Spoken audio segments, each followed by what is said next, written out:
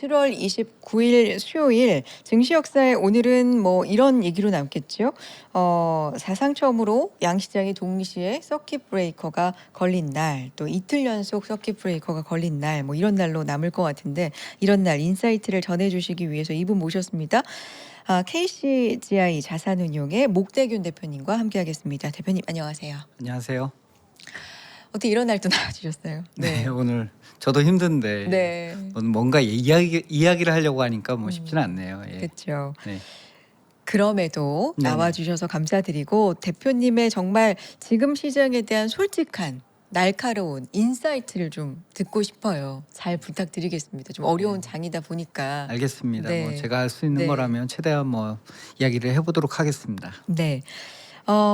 일단 근황부터 좀 여쭤볼게요. 네네. 요즘에 시장 좀 안 좋으니까 워낙에 좀 바쁜 하루하루 보내실 것 같은데 어떻게 네네. 지내셨어요? 뭐 7월달 이후에 네. 주가가 조금 뭐 주춤하고 최근엔 좀 하락세가 짙어지다 보니까 저희도 이제 내부적으로 회의를 조금 많이 하고요.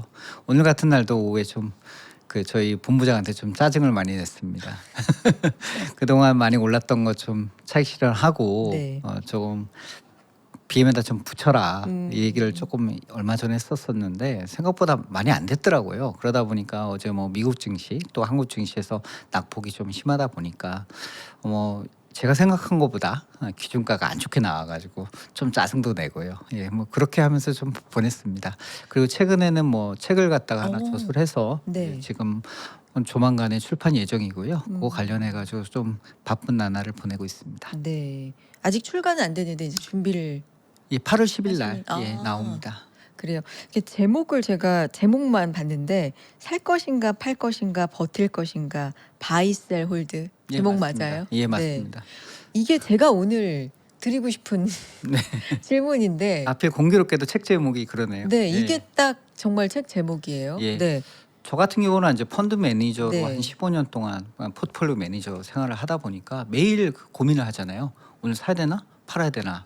저 종목은 버텨야 되나? 맨날 이런 의사결정을 했기 때문에 좀 힘들죠. 지금 지나고 나면 이제 좀 쉽게 해상을 하지만 오늘 같은 날 이제 저도 전화를 많이 받았거든요, 오늘. 그러셨을 네. 것 같아요. 네. 사야 되는 거 아니야? 어. 너라면 어떻게 하겠니? 뭐 이게 그러면 많이 불안하죠. 예. 오늘 약간 시장이 비이성적이더라고요. 네. 시작부터 시작해서 급락세가 많이 있었는데 한편으로 보게 되면 반대 매매도 있었던 것 같고 레버리지 상품이 또 손절되는 좀 그런 흐름도 보였었고 ETF 쪽에 한매도 있었고 주식형에서도 좀 한매가 있었습니다. 그러다 보니까 수급적 부담감이 좀 극에 달했었고요. 네. 지난주 금요일 날부터 시작해가지고 최근에 AI의 어떤 스토리텔링 서사에 좀 금이 가는 게 아닌가 하는 뭐 좀 우려감이 많다 보니까 지금이라도 팔아야 되나? 뭐 이런 또 문의도 많이 오더라고요. 네. 그러니까 한쪽에서는 사야 되는 거 아닌가, 한쪽에서는 팔아야 되는 거 아니냐. 음. 개인 투자자들 입장 같은 경우에는 이제 한 종목 혹은 두세 종목에 집중되다 보니까 네. 저 버텨요? 혹은 뭘 해야 되나요? 이런 질문도 많이 받았던 것 같습니다. 각자 참 질문은 되게 다양하신 것 같은데 핵심으로 돌아가서 보게 되면 지금 현재의 시장 움직임은 약간 수급적인 좀 약간 가잉 반응이 좀 크지 않았나라는 생각을 조금 하고 있습니다. 펀더멘탈 우려감은 물론 존재를 하지만 오늘 시장의 하락 같은 경우에는 조금 수급이나 좀 약간 패닉이 조금 반영되지 않았나라는 생각합니다. 코스피 같은 경우에 보통 저희가 EPS로 보게 되면 한 1,000 정도를 생각하는데 지금 5,000선 아니겠습니까? 그럼 PR로 봤을 경우에 이익을 1,000으로 보게 되면 5배 정도에서 거래가 되는데 우리 한국이 가지고 있는 PR로 봤을 경우에 역사적으로 보면 한 10배 정도라고 보통 옛날에 얘기를 많이 했지 않습니까? 그러면 그걸 놓고 봤을 경우에는 지금 상당히 많이 디스카운트 돼 있는 상황이고 오늘 하이닉스랑 삼성전자가 주가 움직임에 따라서 올해 이익을 기반으로 했을 때 보는 PR이 엄청나게 바뀌었었는데 지금 한 4배, 4배 중반 정도 되는 것 같아요. 이것도 놓고 봤을 경우에 그러면 올해 이익이 반토막 난다라는 걸 가정으로 깔고 지금 주가가 움직이는 건가 이런 생각까지 4배라는 게 이거 받아들일 수 있는 수치인가 이런 고민을 조금 많이 하게 되더라고요. 그래서 오후 정도 돼서는 지금 이 시장에서 뭐 조심스럽지만 만약에 우리가 어떤 매수할 수 있는 자금이 있다라고 하면 현재의 이익 가정이 맞다라고 하면 조금 한번 매수하는 것도 나쁘지 않겠다라는 생각도 한번 했습니다. 다만 펀더멘탈 우려감이 있다라는 부분은 우리가 지금 해결할 수 있는 부분은 아닌 것 같아요. 네. 결과적으로 지금 시장에서 다들 기대하고 있는 부분은 뭐 HBM이나 범용 디램이나 그 메모리 쪽 사이클을 이끌고 있는 게 AI 투자라고 하는 어떤 거대한 서사에 기반을 하고 있는데 미국 빅테크들의 이제 AI 투자에 기반하고 있거든요. 이 AI 투자가 지속될 수 있느냐 그리고 얼마나 지속될 수 있느냐에 대한 스토리에 여러 가지 사람들이 최근에 의문점을 던지면서 이전보다는 조금 공포감보다는 경계감이라는 표현이 좀 더 맞을 것 같습니다. 경계감이 좀 커졌기 때문에 그걸 확인하는 과정에 있다라는 생각이 들고 있습니다. 지난주 네. 기억나시나요? 알파벳 실적 발표 있었잖아요. 맞아요. 액면 그대로 나쁘지 않았습니다. 그리고 예전 같으면 환호했을 것 같은데 그 설비 투자가 1,800에서 1,900 정도 1,900억 달러 정도 됐는데 그걸 상향 조정을 했거든요. 그러고 나서 현금 우리가 잉여 현금 흐름이라고 하는데요. 설비 투자를 제외하고 난 후에 그 남는 이제 현금 흐름을 보통 잉여 현금 흐름이라고 하는데 이게 마이너스가 된 거죠. 예전 같은 경우에는 그 빅테크들이 현금이 충분했습니다. 그리고 설비 투자를 했을 경우에 잉여 현금 흐름으로 다 충당이 가능했습니다. 2025년까지의 보통 얘기인데 자기 돈으로 자기가 투자하겠다는데 누가 뭐라 그럽니까? 네. 그 문제는 없죠. 근데 올해부터 지금 바뀌고 있는 게 자기 현금 흐름으로 투자를 하려고 해도 모자란 거예요. 네. 그러다 보니까 자본시장에 손을 빌릴 수밖에 그렇죠. 없는 거죠. 회사채를 갖다가 발행하기 시작했고 회사채를 발행하다 그러면 여러 사람들의 이제 참견을 듣게 되는 거죠. 우리가 집을 살려고 해도 자기 돈으로 집을 산다고 하면 누가 뭐라 그러겠습니까? 근데 집을 살려고 할 때 돈이 부족해요. 그러면 은행 가야 되고 제2금융권 가야 되고 그렇게 되면 또 서류를 갖다 줘야 되고 증빙을 해야 될 게 정말 많아진다고 네. 생각합니다. 지금 그런 가독이 있다고 생각합니다. 네. 빅테크들 우리가 충분히 돈을 벌 수 있고 괜찮은 계획이 있지만 여기에 대해서 증명을 해야 되는 단계에 있는 거고요. 그러다 보면 얼마나 이 집을 갖다 우리가 살 때도 얼마나 쉽지 않습니까? 짜증나죠. 뭐 여러 가지 서류도 갖다 줘야 되고 뭐 자기 또 소득도 증빙해야 되는데 결과적으로 보게 되면 순탄하지는 않거든요. 마찬가지로 지금도 알파벳이나 그 뭐 메타 그리고 마이크로소프트 같은 경우에 좋은 계획이 있다고 하지만 이러한 설비 투자 계획을 갖다 정당화시키려고 하면 시장의 노이즈를 갖다가 어느 정도 완화시키는 뭔가가 나와야 된다고 생각하고 있고요. 지금 그런 과정을 거쳐가는 과정이 아닐까라는 생각을 하고 있습니다.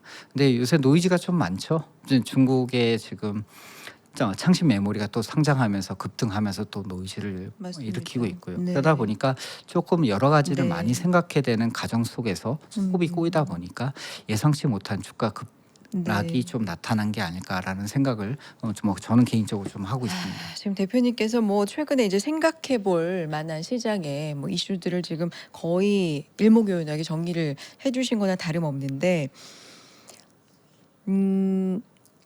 약간 두 가지식으로 들어가자면 네.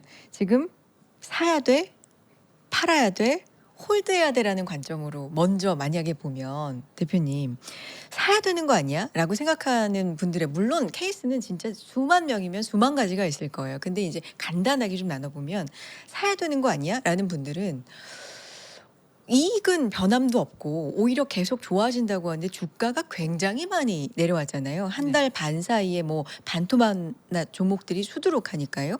그러면 밸류가 싸졌으니까 이 정도면 저렴한 거 아니야? 이젠 사야 될 시점 아니야? 저점 좀 잡은 거 아니야? 이런 쪽일 거예요. 팔아야 되는 거 아니야? 라는 분들은 대표님 아까 말씀하신 것처럼 시장이 비이성적입니다. 그리고 뭐 수급적으로 꼬였다는 얘기도 너무 많이 하고 뭔가가 좀 기운이 이상하다 최근에 이렇게 느껴지니까 일단은 좀 피해 있어야 되는 거 아니야? 지금이라도 팔아야 되는 거 아니야? 이런 의견들도 있으실 거예요. 홀드는 이래도 저래도 리스크가 있다. 그냥 가만히 좀 있어 보자 라는 분들이 있을 거예요.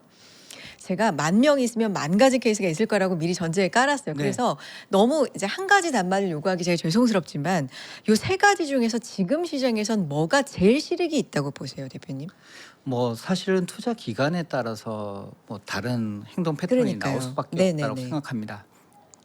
단기적으로 보게 되면 저도 뭐 투자를 오래 했지만 아직도 뭐 상당히 이제 뭐 투자를 잘한다라고 말하기는 좀 어려운데, 단기적으로 보면 가장 많이 작동하는 건 모멘텀입니다. 네. 방향성인 네. 것이죠. 그리고 한국 같은 경우에는 어떤 ETF도 많아졌고요. 네, 뭐 레버리지부터 어. 시작해서 모멘텀 투자들이 상당히 많습니다. 네네. 방향성을 예측을 하기가 어려워요. 네. 변곡점을 갖다 꺾였을 때 그걸 예측한다는 거의 신의 영역에 가까운 것 같습니다. 아무리 뭐 저희도 프로그래밍을 많이 해보고 그렇지만 이 변곡점 예측이 어렵더라고요.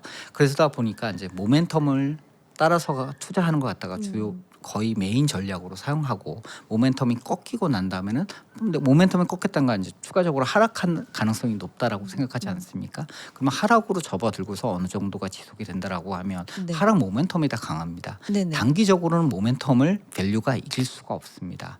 즉 뭐냐면 자기가 뭐 일주일을 내다본다, 뭐 2주일 정도의 그 보유 기간을 가지고 거기 내에서 버틸 수 있다, 버티지 못하겠다라고 하면 모멘텀에 기반한 투자가 가장 잘 작동한다라고 저는 생각을 하고 있습니다. 한국에서도 마찬가지이고요. 가장 모멘텀에 많이 의존하고 있는 시장 움직임을 보여주고 있다라고 생각을 좀 많이 해요.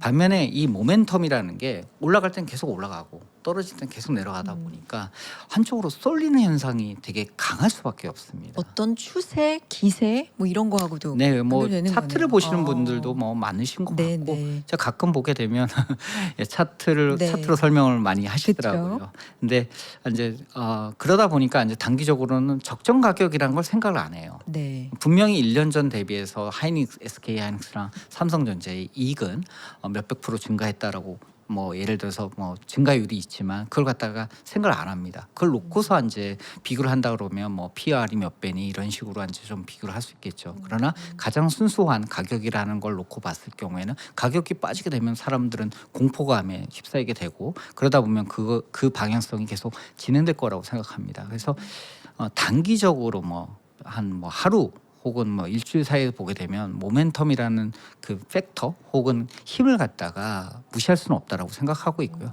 단기적으로 그 쏠림은 지속될 수 있다라고 생각합니다. 그래서 그런 내에서 자기가 어떤 걸 갖다가 가격에 민감하다고 생각하게 된다라고 하면 리스크 커팅을 하셔야죠. 그럴 수밖에 없습니다. 예, 또 실제로 기관 투자자 입장에서도 이게 하락으로 접어들었고 그런 모멘텀 혹은 이익 추정치가 하향된다라고 하면 저희들도 그런 부분에 대해서는 변동성이 크고 그런 부분에서 커팅을 합니다.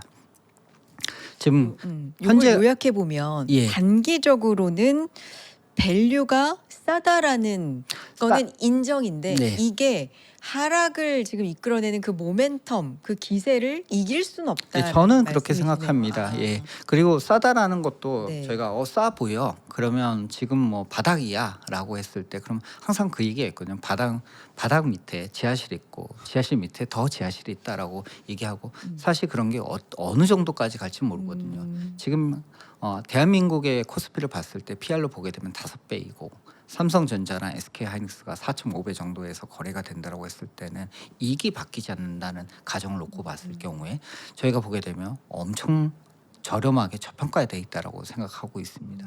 그러는데 외국인들 팔고 기관이 판다라고 하면 단기적으로 버틸 수는 없는 거죠. 근데 그러면 그래도 그 회사가 계속적으로 봤을 때 비즈니스 모델이 괜찮고 이익을 창출할 수 있다라고 하면 지금 상황에서 들어가는 자금은 뭐냐? 그 사람들 같은 경우에는 그 이후까지도 내다볼 수 있는 자금이라고 생각됩니다. 올해 지금 샀을 경우, 오늘 저기 본부장이랑 그런 얘기를 많이 했거든요.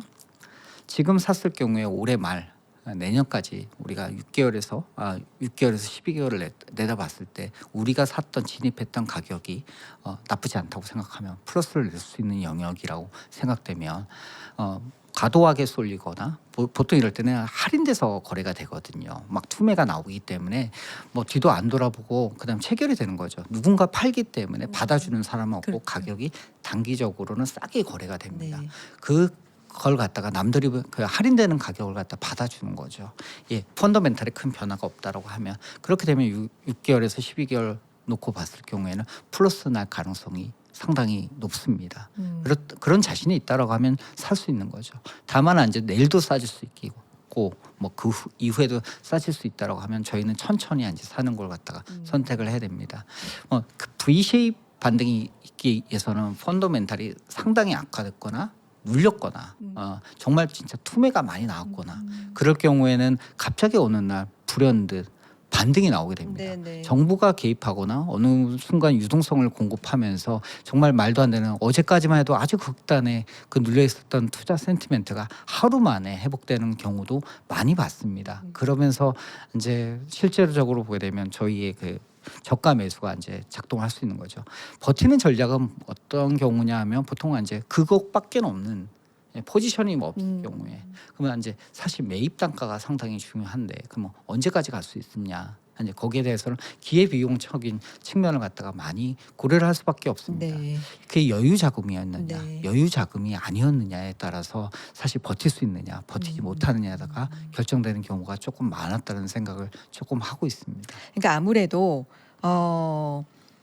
말씀하신 거 좀 요약해 보면 밸류가 싸다라는 것도 모멘텀을 이길 수는 없고 지금 상황으로는 그러면 모멘텀은 확실히 좀 내려가는 구간에 모멘텀이 글쎄요.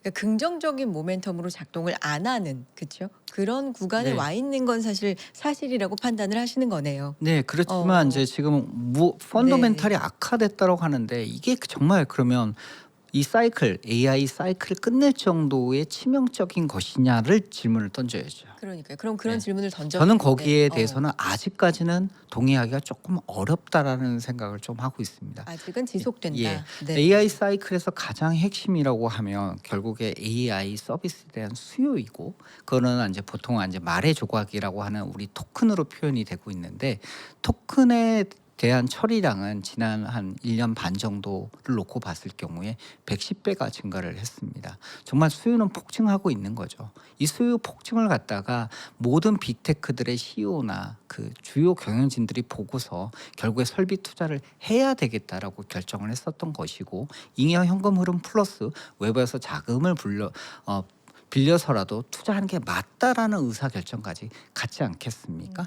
근데 이제 그러다 보니까 이제 금융시장 채권을 갖다가 회사채를 발행을 해야 되고 이런 금융시장 환경에 노출이 되는 상황까지 오다 보니까 수많은 사람들의 영향력에 간섭인 거죠. 예, 거기에 영향을 받고 있는 거죠. 그래서 AI 서사를 놓고 봤을 경우에 그러면 AI 빅테크들의 설비 투자 지출이 그러면 어느 정도까지 지속될 수 있느냐? 올해 지금 놓고 봤을 때 알파벳의 설비 투자 지출이나 다른 빅테크들의 설비 투자 지출을 보게 되면 아직까지는 크게 변한 게 없고 오히려 더 늘어가고 있는 모습을 조금 보여주면서 이런 거는 아직 그 현재의 그 예상되는 모습, 예전에 그 트랙이라고 해야 될까요? 그 궤도를 갖다가 따라가고 있다라고 생각하고 있습니다. 다만 변한 게 있다라고 하면 주가가 많이 변했던 거죠. 연초 이후에 메모리 가격이 몇 프로 올랐겠습니까? 그리고 그 다음에 메모리 주식들이 몇 프로 급등을 했겠습니까? 사실 주가는 거기로 해서 급등을 했었던 거죠. 단기적으로 거기에 대한 가열에 대한 네. 약간의 부작용, 그러다 보니까 차익 실현에 대한 욕구가 상당히 강해졌고, 네. 그리고 펀더멘털적으로 보게 되면 이걸 갖다가 계속적으로 설비 자본 지출을 할 수 있겠어? 거기에 대한 의구심이 생겼고, 두 번째로 보게 되면 중국에서 갑자기 창신 메모리가 상장이 됐는데 얘가 나중에 설비 투자를 하게 되게 되면 공급 과잉이 되는 거 아니야? 뭐 이런 거 갑자기 경쟁이라는 걸 갖다가 부각이 된 거죠. 그래서 그러다 보니까 이제 셈법이 복잡해졌고 이 공포감까지 이제 그게 달해서 주가가 빠지니까 거기서 그러다 보니까 이제 혼선이 빚어진 거죠. 뭔가 큰 문제가 발생한 게 아닐까라는 의구심이 계속되면서 지금 레버리지 ETF의 효과까지 같이 하다 보니까 조금 속도가 생각보다 빠르게 내려왔다는 생각을 조금 하고 있습니다.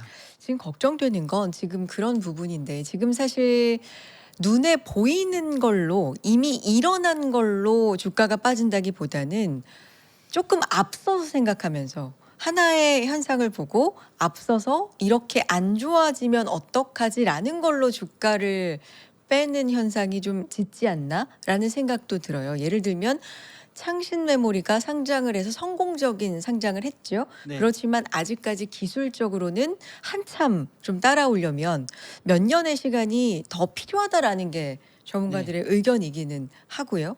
뭐 순환금융에 대한 이야기도 아직 벌어진 일이라기보다는 네, 그 얘기죠. 그렇죠. 앞으로의 이제 이렇게 되면 어떡하지? 뭔가 한 고리가 굉장히 문제가 생기면 어떡하지에 대한 이제 걱정인데 이런 걱정이 보통 생길 때는 주가가 이제 많이 올라서 조정을 주려는 핑계로 악재를 좀 이렇게 오히려 더 이렇게 더 세밀하게 보는 그럴 때 사두면 올라간다라는 게 지금까지 한 2-3년간의 뭐 미국 시장도 그렇고 법칙이었는데 지금 상황은 좀 다른 건지 어떻게 봐야 되는지 궁금해서요. 뭐 창신 메모리 얘기부터 네. 먼저 하죠. 창신 메모리에 관련해 가지고는 뭐 작년부터도 얘기를 많이 했었던 것 같고 올해 초에 뭐 다른 데서랑 미팅할 때도 많이 얘기를 했었던 것 같습니다. 그리고 저도 가끔 뭐 스미기 SMIC나 이제 그 화홍이라고 있습니다. 화홍 이제 반도체고 그쪽하고 미팅할 때 보게 되면 창신 메모리에 대해서 또 이야기를 많이 했었고 사실 그런데 중국에서 반도체 회사에 관련된 어떤 뭐 구체적인 정보가 잘 나오지는 않습니다. 전문가 분들이 이제 필드 리서치 해가지고 많이 얘기를 해주시고 최근에 뭐 좋은 책도 나와서 저도 좀 보고는 있습니다만 기술이 뒤처진 거는 저는 팩트로 생각을 하고 네. 있고 실제적으로 지금 현재 상황에서 그럼 위협적으로 다가설 수 있느냐 거기에 대해서는 저는 아니라고 생각을 하고 있습니다. 근데 몇 년을 앞당겨서 항상 걱정을 하고 지금 반영을 하니까 2-3년 네. 이상을 지금 땡겨 가지고 어. 반영을 하고 있는 것 같습니다. HBM 쪽으로는 뭐 HBM3 아직 뭐 시작하려고 하는데 쉽지 않아 보이고요. 이게 뭐 기술적으로 보게 되면 상당히 난이도가 있는 기술입니다. 두 번째는 이제 장비 같은 경우 반도체 장비 DUV 얘기가 나오는데 저는 그거 가지고 빠졌다고 하는데 저는 절대 동의할 수 없습니다. DUV 예, 장비를 갖다가 설계를 하고 시작하고 뭔가를 갖다가 그걸 통해서 네. 반도체를 만들어낸다고 네네. 하면 이 장비에 대한 테스트를 얼마나 많이 해야 되겠습니까? 어. 기술적인 난이도는 또 얼마나 높겠습니까? 사실 그 스토리텔링인 거죠. 예, 그 공포감이고 거기에 대해서는 구체적인 실체는 아직까지는 존재하지 않는 것 같아요. 그냥 뭐 얘 때문에 빠지는 것 같다라는 얘기를 조금 많이 하고 있는데 그 부분은 조금 제가 봤을 때는 좀 과장된 면이 있지 않나라는 생각합니다. 과장된 걸로. 저도 네. 중국에 있는 그 뭐 사실 애널리스트하고 투자자분들하고 가끔 얘기도 하고 그러지만 사실 그분들도 잘 몰라요. 창신 메모리의 정확한 캐파나 기술적 테크놀로지의 그 어떤 그 단계에 대해서는 그냥 그 회사에서 얘기해 주면 알고 있는 거죠. 저희도 제품을 실제로 보기 전까지는 모르지 않습니까? 제가 알기로는 뭐 반도체 쪽에 전공하셨던 뭐 교수님들 그 실무진에서 얘기하시는 것들 들어보게 되면 지금 한 세대 이상 한 뭐 연도로 보게 되면 한 2년에서 3년 정도 뭐 누구는 3-4년을 또 말씀하시기도 하더라고요. 다 다르긴 한데 좀 뒤쳐져 있다라고 조금 생각을 하고 있는 것 같습니다. 순환금융 엔비디아 뭐 갑자기 네네. 얘기해서 예전부터 얘기가 됐었거든요. 그렇죠. 처음 엔비디아가 나온 얘기는 네, 아니죠.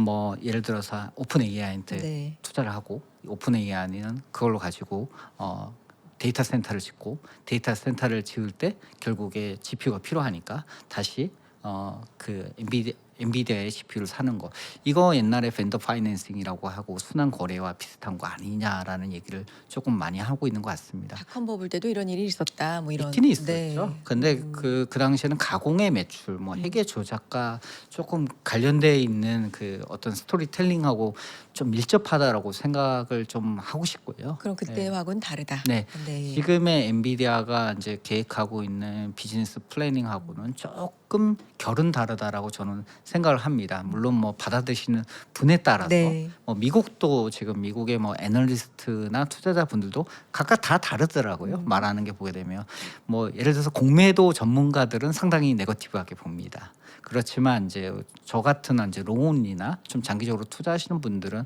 뭐 그거는 뭐 실체적으로 어떤 비즈니스적인 측면에서 투자 쪽으로 좀 해석하시는 분도 있습니다. 엔비디아의 지금 현재 투자 그리고 오픈 AI가 좀 고객군이 집중되어 있다라고 하는 여러 가지 이야기들은 이미 어느 정도 다 반영이 됐었고 다 투자 쪽 사이드에서는 알고 있는 이야기인데 갑자기 이게 툭 튀어나오면서 공포감을 조금 약간 더 심화시키지 않았나 싶습니다. 사실 엔비디아가 이번에 투자하겠다는 규모는 생각보다 큽니다. 네. 거의 한 6천억 달러 정도 됐는데 1년에 빅테크들이 지금 데이터 센터에 투자하는 게 올해 같은 경우에는 7,500억 달러 정도 그 정도 내거든요. 그러니까 그거랑 비교해 봤을 때 금액이 너무 크다라고 지금 공포감을 잘 안을 수 있는 거죠. 그리고 회사채 같은 경우 올해 1,490억을 빌렸었거든요. 근데 이걸 놓고 봤을 경우에 야 이거 계속적으로 증가하는 거 아니야? 막 이런 공포감이 극대화되다 보니까 이제 사실 그 사람들은 좀 두려워하고 있는 것 같고요. 숫자상으로 보게 되면 향후에 빅테크들이 회사채 시장에서 조달할 수 있는 금액이 5천억 달러 정도가 될 것 같습니다. 그러면 지금 현재 회사채 시장 규모로 봤을 경우에도 한 2년에서 3년 정도는 회사채 시장에서 또 빌릴 수가 있거든요. 그거 말고 뭐 연초에 문제가 됐었던 사모대출 시장도 있는 것이고 그게 비단 미국뿐만 아니라 이제 다른 유럽이나 다른 시장에서 또 조달을 할 수 있는 방법이 있습니다. 그러다 보니까 미국의 지금 IB 같은 경우에는 이 조달 창구를 갖다 다변화해라. 왜냐하면 그쪽도 회사채 시장에서 계속 보고 있거든요. 이게 문제가 되는지 안 되는지에 대해서 보고 있고 그리고 엔비디아나 이제 메타나 그 마이크로소프트의 IR 담당자랑 재무 담당자랑 미팅하게 되면 이 분들도 그런 걸 다 인지하고 네. 있는 상황에서 이렇게 어떻게 효율적으로 자금을 조달할 수 있을까 매번 연구하고 있거든요. 똑똑한 분들 모여가지고 방법 많이 연구하고 있고 리스크 관리를 하고 있다는 점에서 그냥 이 자금 때문에 문제가 된다라고 이렇게 좀 선형적으로 혹은 아주 그냥 단순하게 접근하는 것은 조금 무리수가 좀 있지 않나라는 생각을 저도 좀 하고 있습니다. 그럼 결론적으로는 소음에 가깝다라는 생각을 대표님은 좀 하고 계시는 조심스럽습니다. 걸까요? 그렇지만 뭐 지금 제가 봤을 경우에는 네. AI 투자 사이클이 언젠가는 뭐 네. 약화되겠죠. 약화될 수도 네. 있고 그다음에 그 변곡점을 지나게 되면 네. 혹은 우리 증가율로 봤을 경우에 뭐 둔화된다라고 하면 주가는 흔들릴 수 있는 네. 가능성이 있다고 생각합니다. 그렇지만 뭐 젠슨왕의 그 논리를 따르게 되면 2030년까지 현재 추세로 간다고 하면 토큰의 사용량은 급증할 수밖에 없거든요. 네. 지금 저희가 생성형 AI 단계에 있는 거고 에이전트 AI로 넘어가고 근데 먼 미래이겠지만 피지컬 AI 쪽으로 계속적으로 진행을 하고 있습니다. 증거물로 나오고 있거든요. 피지컬 AI의 대표적인 게 크게 보면 두 가지인데 첫 번째가 휴머노이드 로봇, 그다음에 자율주행이고 데이터를 어마어마하게 많이 사용을 하게 됩니다. 그쪽으로 가려고 하면 당연히 지금과 다른 데이터 센터가 캐파가 필요할 수밖에 없고 전력 설비가 필요할 수밖에 없습니다. 그러다 보니까 이러한 흐름을 놓고 네. 봤을 경우에 빅테크들이 투자하는 게 그렇게 무리수는 아닐 수 있다라고 생각합니다. 미국의 GDP 우리가 옛날에 한 200년의 역사를 미국의 역사를 좀 다시 돌이켜서 생각해 보게 되면 이렇게 거대한 캐펙스 사이클이 몇 번 있었습니다. 네네. 물론 뭐 버블로 끝나긴 했었던 단점이 있지만 그 당시에는 이제 GDP로 봤을 경우에 2에서 3% 정도의 투자는 견제적거든요. 그게 몇 년을 갔었습니다. 그래서 AI 사이클에 대해서 뭐 나름대로 이제 시작됐다라고 주장하는 쪽 같은 경우에는 이게 과거의 사이클에 비해서 그렇게 과도하지는 않다. 보통 2% 정도 내에서 투자 금액을 봤을 경우에는 지금 AI에 대한 2030년까지의 한 5조 달러의 그 투자 사이클은 그렇게까지는 과하지 않는 모습을 보여주고 있거든요. 그리고 나름대로 지금 빅테크들 뭐 마이크로소프트나 알파벳, 메타, 뭐 엔비디아 뭐 한 2, 3년 전에 저도 다 만나봤고 얘기를 뭐 그런 부분에서 많이 했지만 자기들도 거기에 맞춰서 지금 계획을 세워놓고 있는 상황입니다. 데이터 센터보다는 오히려 지금 전력 쪽에서의 병목이 생각보다 심한 상황이고 송배전까지 전력 발전 설비부터 송배전까지를 구축하려고 그러면 오히려 여기서 지금 바틀렉이 올 수 있기 때문에 우리가 계획한 거대로 못 갈 수 있는 리스크가 네. 있다라는 얘기를 좀 많이 했던 기억이 납니다. 전력 뭐 병목 전력 쪽이 오히려 진짜 부족하다 말씀해 주셨는데 우리 시장의 전력 관련주로 또 연결지어 생각해 보면 이런 얘기 아무리 들려도 최근에 주가가 못 갑니다. 안 가고 고점 대비 하락을 진짜 크게 한 종목들이 많아요. 뭐 반토막은 기본인 종목들이 어쨌든 많은데, 그러니까 비단 전력 쪽만이 아니라 지금 연결지어서 전력 말씀을 드린 거고 비단 이것뿐만 아니라 호재가 나와도 최근에는 못 가는 주가 흐름이 그냥 거의 뭐 한 달 정도 7월에는 일상이 되는 것 같아요. 아주 가까운 예시로는 오늘 하이닉스 주가가 있었죠. 물론 예상치 대비 조금 미스를 했습니다만 네, 뭐 5% 정도. 네. 네. 컨퍼런스 콜에서도 좀 실망감이 있었다. 이런 얘기도 나오고 주가도 실제로 오늘 뭐 크게 좀 빠졌으니까요. 네. 어떻게 보셨는지도 궁금해요. 거의 20% 정도 빠지더라고요. 네. 예, 저도 좀 놀랐었는데 오후 들어서 그나마 낙폭을 좀 많이 축소했었던 것 같습니다. 그 투자 쪽 사이드에서는 이번에 그 영업이익이나 이제 그 숫자들 같은 경우에는 지금 오늘 나왔던 숫자가 거의 비슷하게 나오지 않을까라는 얘기가 좀 많이 있었습니다. 60조 예, HBM 쪽 네. 관련해 가지고는 사실 HBM이 생각보다 최근에 그 범용 디램은 뭐 네. 가격이 많이 올라가고 있고 하이닉스 같은 경우에는 마이크론과 비슷하게 LTA 쪽 그 비중을 갖다 늘려가다 보니까 결과적으로 상승폭이 크지가 못한 거죠. 예. 자기가 그런데 이거는 조사모사에 조금 그 성격이 있지 않나. 나중에 보게 되면 마이크론이 이제 그때 주가가 급등했던 걸 잠깐 생각해 보게 되면 변동폭을 줄이겠다. 그쵸. 경기 순환형 혹은 시클리컬한 성격을 가능한 줄여서 5년치의 장기 계약 그게 LTA에 비슷하게 지금 해석이 되고 있는데 원래 이제 마이크론 같은 경우는 SCA라는 용어를 썼습니다. LTA라 그러면 분기 단위로 조금 하는 성격이 조금 강하고요. 그렇지만 그래도 LTA 쪽을 갖다가 조금 많이 늘렸고 그러다 보니까 결과적으로 보게 되면 이게 변동폭을 줄이는 역할을 하게 되는 거죠. 예. 그러면 나중에 그럼 하반기로 갈수록 뭐 예를 들어서 디램 가격이 좀 상승폭이 좀 둔화가 된다로 하더라도 제값을 받으면서 팔 수 있기 때문에 오히려 생산하는 측면에서는 좀 안정적으로 갈 수 있다라는 네. 생각을 조금 하고 있습니다. 다만 그 영업이익의 속성을 보게 되면 그러면 하반기나 그 다음 분기는 조금 더 안정되는 거 아닌가라는 생각을 저는 조금 했었고요. 약간 수치가 좀 기대치보다 좀 하이했던 것은 조금 아쉬운 면이 있었습니다. 주주 환원에 대해서는 많이 그 조금 실망을 하셨다고 뭐 또 얘기를 하시는 것 같은데 뭐 제가 하이닉스의 대변인은 아니지만 이번에 그 7월 10일 날 저기 SK 하이닉스의 ADR이 상장이 됐지 않습니까? 상장됐을 때 아마 조항이 있었을 겁니다. 그래가지고 뭐 주주 환원이나 기타 다른 거에 관련된 부분을 갖다가 한 달 내로 뭔가 액션을 못하는 뭔가 조항이 있었기 때문에 일시적으로 그런 부분에 대해서 코멘트를 하거나 혹은 뭐 이야기를 하는 부분에 대해서는 좀 조심하지 않았나 하는 추측도 지금 돌고 있습니다. 그래서 그 뭐 일시적인 요인들이 있기 때문에 그런 부분에 대해서는 뭐 실적만 보고서 너무 판단하기는 좀 이르지 않나라는 생각을 하고 있습니다. 네. 예전에도 여기서 말씀을 드렸던 적이 있었던 것 네. 같은데 SK 하이닉스는 글로벌로 봤을 때 특히 아시아에서 변동폭이 제일 컸던 종목 중에 하나입니다. 그 얘긴즉슨 오를 때는 많이 올 수 있지만 떨어질 때는 또 가차없이 빠질 수 있는 그런 변동성을 가지고 있는 거고 사실 그걸 알고서 많은 외국인 투자자도 트레이딩을 했었던 것이고요. 기관 투자자도 알고서 접근을 하고 있습니다. 그래서 자기가 원하는 비중 대비해서는 적게 가져가야 되는 거죠. 그런데 그걸 갖다가 아마 모르시는 상황에서 올라가는 것만 조금 향유를 하셨다고 하면 오늘 조금 놀라시지 않았을까. 최근에 며칠 사이에는 조금 많이 힘드셨던 것 같습니다. 실제로 뭐 기관 투자인 저 입장에서 봤을 경우에도 오늘 변동폭은 예상보다는 조금 과하지 않았나라는 생각을 조금 하고 있습니다. 현재 올해 기업 이익을 놓고 봤을 경우에 4.5배에서 거래가 된다라고 하면 이거에다 적정 배수를 우리가 몇 배를 줘야 될지 한번 고민을 해보게 되면 10배라고 놓고 봤을 경우에 경기순환적인 한국의 전형적인 멀티플 배수를 적용했을 때 그러면 첫 번째 싸거나 두 번째는 이익이 반토막 난다라고 가정을 깔아야 됩니다.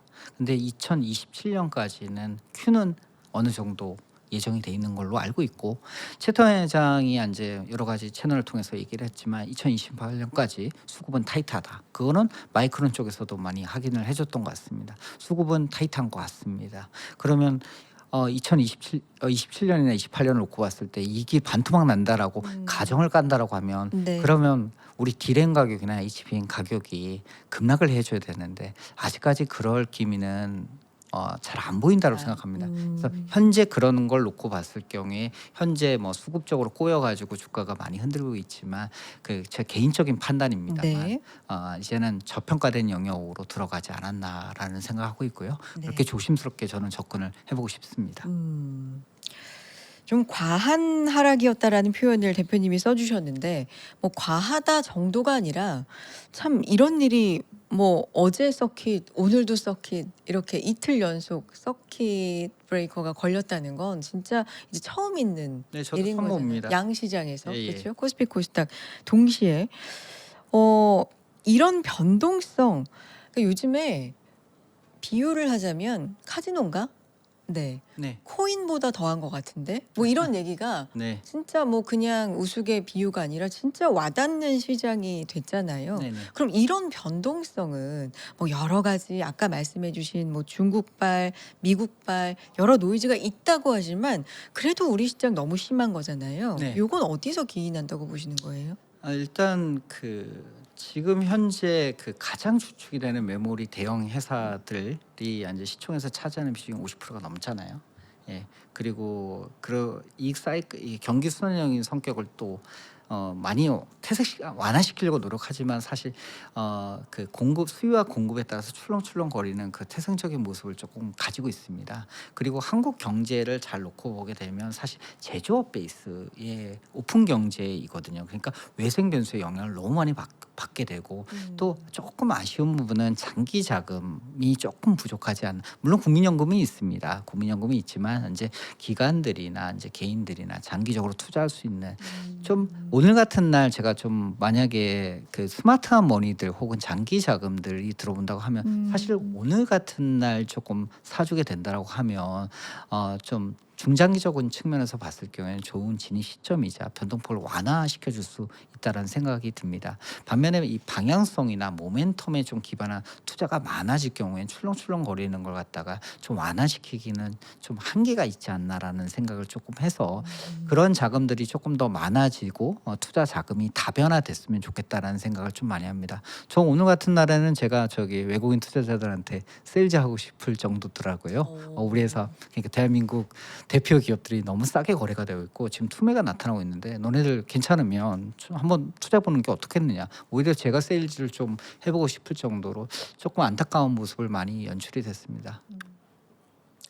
아주 조심스러운 질문이에요. 왜냐하면 예측이 거의 요즘에 뭐 비이성적이다, 불가능하다 하기 때문에 거의 단기적인 바닥 확인은 이제 할 시점이 왔다고 생각을 하십니까? 아니면 좀 더 아래로 좀 봐야 될 변수가 있다고 생각하십니까, 대표님? 저도 조심스럽습니다. 사실 뭐 네네네네. 내일 네. 미국에서 만약에 일정이 많죠. 예, 네. 상당히 많죠. 네네. 예, 뭐 지금 FOMC도 조만간에 기다리고 있는 상황이고 네. 그다음에 이번 주에 빅테크들의 실적 발표가 많습니다. 네. 다음 주까지도 계속적으로 또 이어질 상황이고 이런 상황에서 조그마한 아주 이렇게 뭔가 부정적이고 뭔가 사람들이 극단적인 포지션을 갖다 잡았을 경우에는 아주 조그마한 호재가 나타났을 경우에도 급반등이 나타날 수 있거든요. 사실 미국 같은 경우에는 뭐 롱머니도 많은 것 같고 헤지펀드도 많은 것 같지만 거기도 프로그램 매매의 영향을 많이 받습니다. 네. 대한민국도 많이 받게 되고요. 그래서 기계적으로 지수를 갖다 끌어올릴 수 있는 힘도 생각보다는 크다고 저는 느끼고 있고 만약에 그런 데서 조그마한 안도감을 준다라고 하면 이미 지금 가격이 많이 눌려 있기 때문에 충분히 칠 수 있는 여지는 존재한다라고 생각합니다. 다만 이제 아까 전에도 말씀드렸듯이 싸다는 이유만으로 진입하기에는 조금 애매한 거죠. 단기적으로 지금 싸니까 들어가서 내일 팔 수 있을 거야. 몇 퍼센트를 먹으면서 살 수 있을 거야. 이런 접근은 단기적으로는 쉽지 않다라는 생각을 좀 하고 있습니다. 네. 싼 거는 맞는데 그래서 좋은 기업들이 이렇게 싸줬어요. 세일즈까지 하고 싶은 마음이라고 말씀해 주셨지만 네. 이게 들어가기에는 조금 확인할 게 더 필요하다. 아직은 좀 조심스러운 의견을 갖고 계시는 거네요. 저희는 지금 이제 가장 중요한 게 네. 시작됐다는 게 HBM에 대한 Q에 대한 걸 갖다가 이제 확인을 다시 하려고 한다고 하면 결과적으로 보게 되면 미국 빅테크들의 설비 투자, 캐펙스 네. 지출이 계속되고 있는지를 확인해야 되거든요. 그러려면 지난주에는 알파벳이 나왔지 않습니까? 근데 캐펙스가 계속돼도 현금 흐름이 안 좋으면 또 뺄 거 아닙니까? 현금 흐름이 안 좋다라는 부분은 뭐냐면 잉여 현금 흐름으로 그러니까 이제 돈을 벌입니다. 네. 돈은 실제 현금이 없는 게 아니고요. 네. 돈은 버는데 돈을 벌면서 투자를 하는 거죠. 근데 투자가 자기가 벌어들이는 것보다 더 많아지다 보니까 잉여 현금 흐름이 마이너스로 난다는 거고요. 네. 그걸 그러면 어디서 메꿀 거냐라고 하면 앞서 말씀드렸듯이 회사채를 발행하거나 혹은 사모 대출 시장을 통해서 조달을 하고 있습니다. 그러다 보니 이 금액이 조달을 했는데 그러면 언제 매출로 올 것이냐라는 부분에 대해서 궁금증이 있는 거죠. 예.